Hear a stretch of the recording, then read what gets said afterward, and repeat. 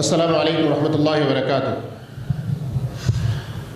الحمدللہ والصلاۃ والسلام علی رسول اللہ، اما بعد۔ محترم معزز ساتھیو، تقدیر پر ایمان سے متعلق سلسلے وار دروس، اس میں اللہ کے فضل و توفیق سے ہم اب تک کئی باتیں سن چکے ہیں۔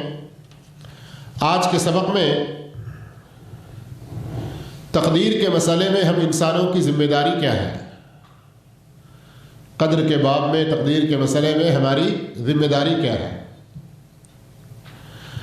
انسان کی ذمہ داری یہ ہے کہ وہ اللہ کے فیصلے اور اس کی تقدیر پر ایمان لائے، اور اللہ رب العالمین کی شریعت اور اللہ رب العالمین کے جتنے سارے احکامات ہیں، جن جن چیزوں سے اس نے روکا ہے، عام طور پر انہیں کیا کہا جاتا ہے، احکامات و منہیات، ان کا پابند رہے۔ اور یہ بھی انسان کی ذمہ داری ہے کہ رسول اللہ صلی اللہ علیہ وسلم سے صحیح سند سے جتنی باتیں ثابت ہیں ان سب کو سچ مانے، اور جو حکم آپ دیں ان کو عمل میں لے آئے، اور جن سے آپ صلی اللہ علیہ وسلم باز رکھے، منع کرے، ان سے دور رہے۔ اگر اچھا کام ہوا، اچھے دن اس کے گزر رہے ہیں، تو اللہ کی حمد و ثنا بیان کرے، اسی کا شکر بجا لائے، اور اگر کہیں کوئی غلطی ہو جائے تو ندامت کے ساتھ اللہ رب العالمین کے حضور توبہ استغفار کرے، اور یہ جان رکھے کہ یہ سب کچھ اللہ کی قضاء اور قدر سے ہوا ہے۔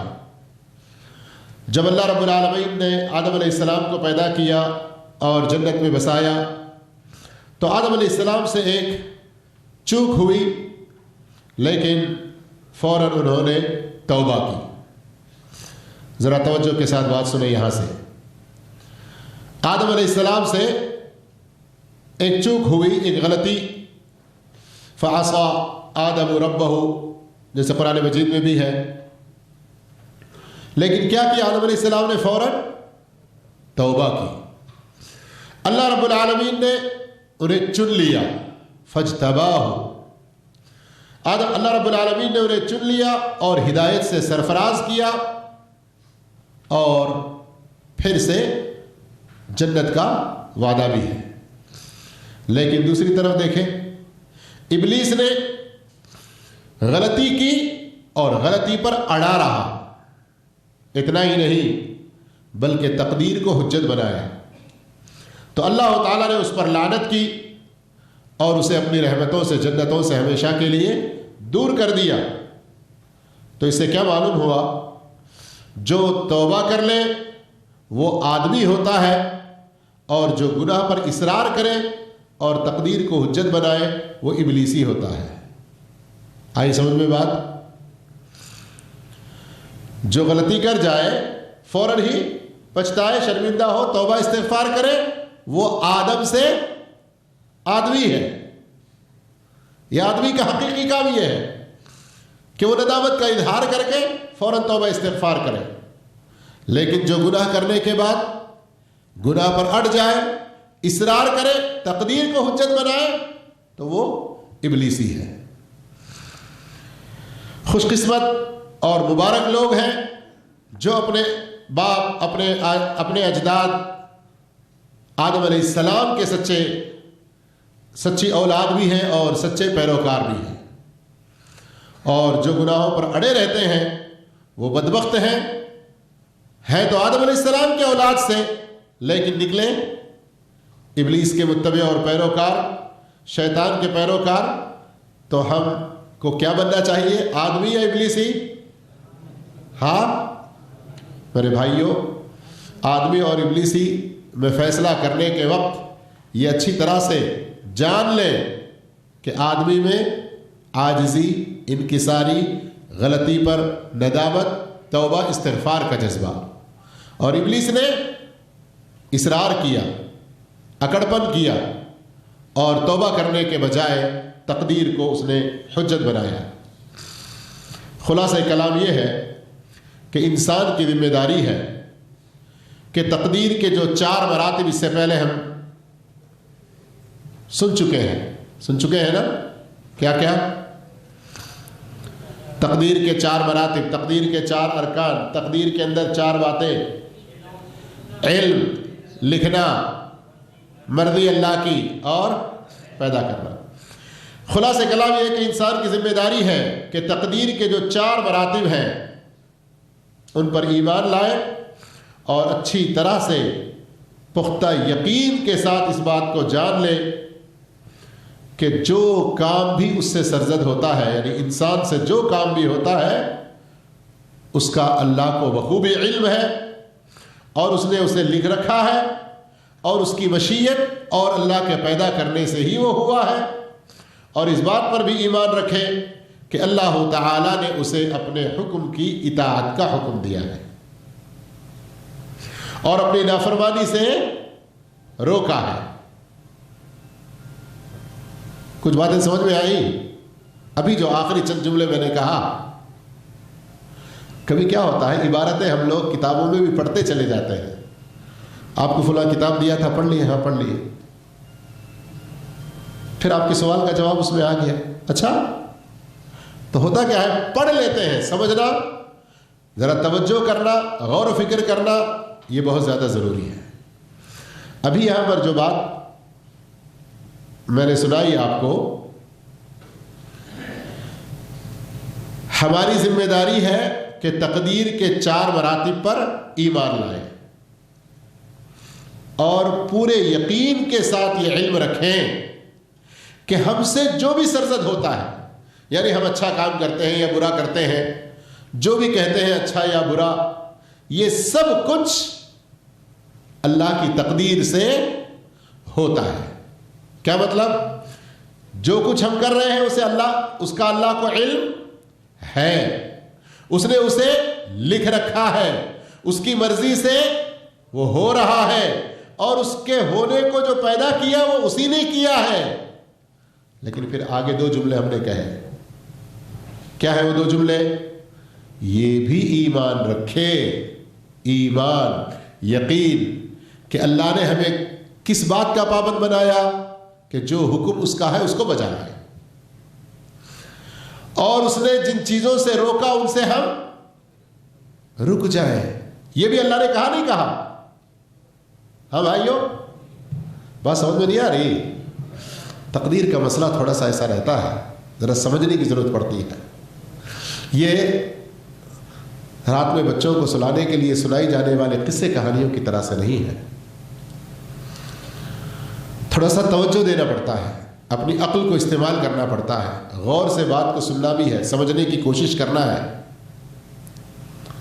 اب ذرا اس کو اور کھول کر ہمارے لوکل انداز میں کہوں بھائی، نماز نہ پڑھنے والا آدمی، کوئی گناہ کرنے والا آدمی، پہلے جملوں کو سن کر وہ اپنے تقدیر کو بہانہ بنائے گا کہ جی آپ تو کہہ رہے ہیں کہ ہم جو کچھ بھی کرتے ہیں وہ تقدیر سے ہے، اللہ کے علم میں ہے، اللہ نے اسے لکھ رکھا ہے، اللہ کی مرضی سے وہ ہو رہا ہے، اللہ نے خود اسے بنایا ہے۔ تو پھر ہم غلطی کرتے ہیں تو کیوں پکڑے جاتے ہیں؟ بھئی آگے بات بھی تو سنو کہ اس بات پر بھی ایمان رکھنا ضروری ہے کہ جو حکم اللہ نے دیا اسے ہم بجا لانا ہے اور جس سے اللہ نے روکا اس سے رک جانا ہے۔ تقدیر کے بارے میں وہ 4 مراتب اور اس کے دلائل اور وہ ساری چیزیں بھی قرآن و حدیث سے ہی سمجھے ہیں نا ہم لوگ، تو آپ اتنی جلدی کر کے تقدیر کو حجت بنا کے غلطی کیوں کرتے چلے جاتے ہیں؟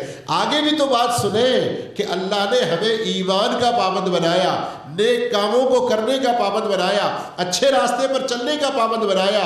اللہ رب العالمین نے ہمیں بے ایمانی کو اختیار کرنے سے روکا ہے، ہمیں اللہ رب العالمین نے گناہوں سے باز رہنے کے لیے کہا، گناہ کے کاموں سے دور رہنے کے لیے کہا، تو ادھر جاتے ہی کیوں ہیں؟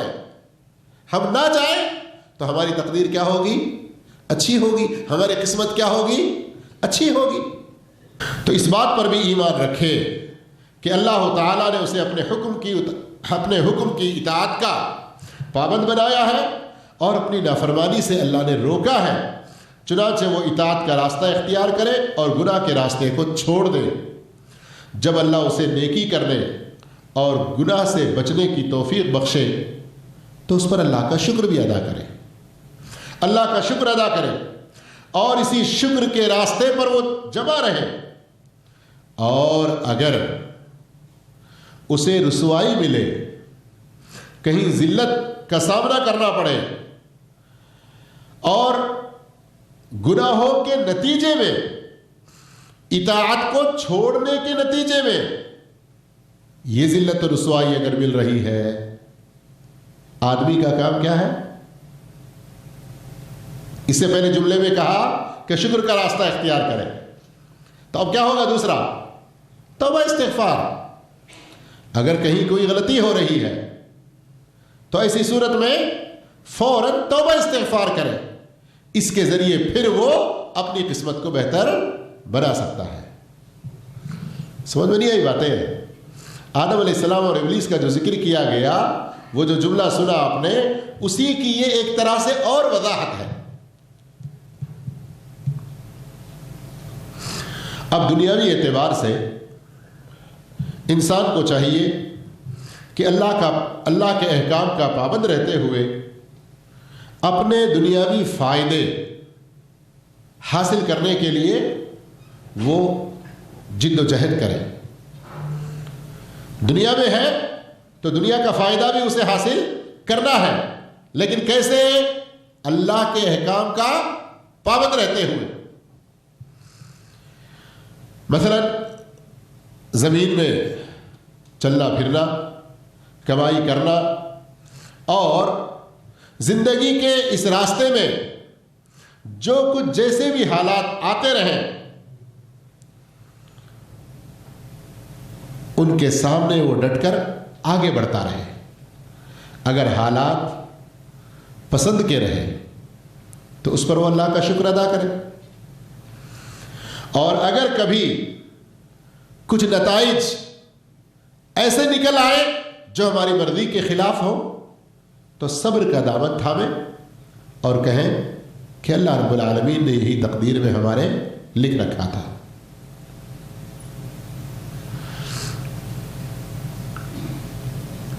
پہلے جو باتیں ہوئی اس کو اور اب کی باتوں کو کیا فرق ہے؟ پہلے جو ہے نا خالص شرعی نقطہ نظر سے دین کے کام, نیکی کے کام, اور اس کے مقابلے میں گناہوں کے بارے میں کہا گیا. اور ابھی کھانا پینا, کمائی کرنا, ازدواجی زندگی ہے, دوسرے لین دین اور سارے, اس کے اندر انسان شریعت کا پابند رہے, لیکن یہاں پر بھی بہت سی دفعہ ایسا ہوتا ہے کہ اس کے مرضی کے مطابق نہیں ہوتا. اس کو ہم ایک چھوٹی سی مثال سے سمجھنے کی کوشش کریں گے کہ آپ آج اتفاق کر لیے کسی کے ساتھ کہ آپ کے پاس آ کر میں کام کروں گا, میری دہاڑی آج کی میری مزدوری 150 ریال ہے. آپ بہت اچھا پلان بنائے, آج شام تک مجھے 150 ریال ملے گا, میں بیٹے کے لیے وہ خریدوں گا, عید کا سامان, بیوی کے لیے یہ خریدوں گا. اس طرح سے سب اچھا سوچ کر آپ نوکری کے لیے جا رہے ہیں. لا سمح اللہ, لا قدر اللہ, اللہ ہم سب کی حفاظت فرمائے کہ ایکسیڈنٹ ہو گیا. اس دن کا کوئی کام آپ کر ہی نہ سکے.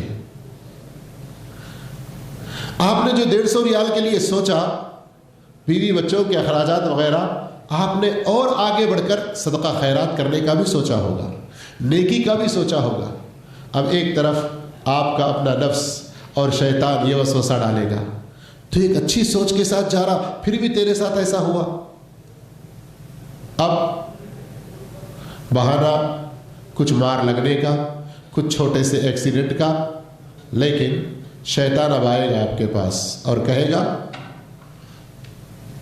تجھے تو مار لگا ہے, تو روزہ چھوڑ دے, تجھے تو یہ تکلیف ہے, کیوں بلا وجہ لگڑتے ہوئے مسجد تک جائے گا, چھوڑ دے نماز. اب آپ کو نیکیوں سے دور رکھتے ہوئے برائیوں کی طرف اکسائے گا. آپ کا اپنا خود نفس امارہ کہے گا ارے کیا دھوپ میں نکل کے تکلیف اٹھا کے کمر اٹھانا جھکانا سب کیا ہے. یہ ساتھ ساتھ آپ کے لگے ہوئے ہیں جو آپ کو نیکی سے روکتے ہیں, برائی کی طرف وسوسہ ڈالتے ہیں. خود آپ کا نفس بھی برائی کی طرف آپ کو للچاتا ہے, لیکن آپ کہیں گے میں نے جو کچھ اچھا ارادہ کیا اس پر میرا رب مجھے اجر دینے والا ہے, باقی یہ جو مصیبت آئی میری تقدیر میں تھا, آ گئی. تو تو اب اس مصیبت کو بہانہ بنا کر میں اپنے آپ کو اور نیکیوں سے کیوں محروم رکھوں؟ میں اپنے آپ کو اور زیادہ گناہوں کی طرف کیوں؟ جیسے آج کل ہمارے بعض بچے بھی ہوں، بعض ہمارے لوگ بھی ہوں، میرا موڈ تھا جانے کا، وہ آ کے ذرا ایک دو بات بولا نا تو میرے اندر، اور وہ بولا اس لیے میں نہیں جاتا آج، کہتے ہیں نا اس طرح کی ایک ضد جیسی۔ تو میرے بھائیوں، یہ جو ضد ہے، یہ جو ہمارے اندر اہم بھاؤ ایک اپنے اندر کا یہ جو ہمیں نیکیوں سے روکنے والا نہ بنے، برائیوں کی طرف لے جانے والا نہ بنے، تو اسی لیے بات یہی ہے کہ اللہ رب العالمین کی اس تقدیر کو مانے بغیر چونکہ ہمارے لیے کوئی چارہ نہیں ہے، اس لیے اس پر بلا چو و چرا ایمان لائیں۔ تقدیر کی باتیں ختم نہیں ہوئی، تقدیر پر ایمان کے فائدے ہیں، تقدیر کے ساتھ اسباب کا کیا رول ہے، یہ سب تفصیلات انشاءاللہ آگے کے درسوں میں ہم سنیں گے۔ جزاکم اللہ خیرا، والسلام علیکم ورحمۃ اللہ وبرکاتہ۔